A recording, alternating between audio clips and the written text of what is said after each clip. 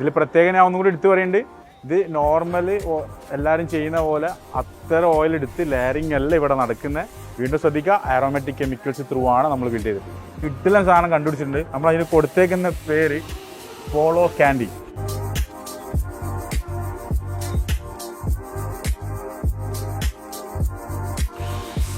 നമ്മളിന്ന് ആദിൽ സാറെ നേതൃത്വത്തിൽ 2-3 ദിവസമായിട്ട് നല്ല പരിശ്രമത്തിലാണ് ഒരു സാധനം കണ്ടുപിടിക്കാൻ വേണ്ടി. സംഗതി പോളോ ആണ്, നമ്മളെ മുട്ടായില്ലേ ആ ഒരു സാധനത്തിലേക്കാണ് ഇത് എത്തിയിട്ടുള്ളത്. അപ്പം സാധനം എന്തായാലും വേറെ ലെവലായിട്ടുണ്ട്.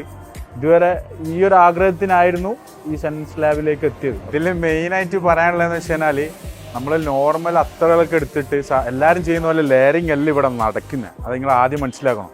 കാരണം ഇവിടെ നമ്മളിപ്പോൾ ചെയ്തേക്കുന്നത് വെച്ചെങ്കിൽ ആരോമാറ്റിക് കെമിക്കൽസ് ഉപയോഗിച്ച് കൃത്യമായ അതിൻ്റെ ഓയിലും കാര്യങ്ങളൊക്കെ എടുത്ത് ആ രീതിക്കാണ് ഇത് ബിൽഡ് ചെയ്തിട്ടുള്ളത്.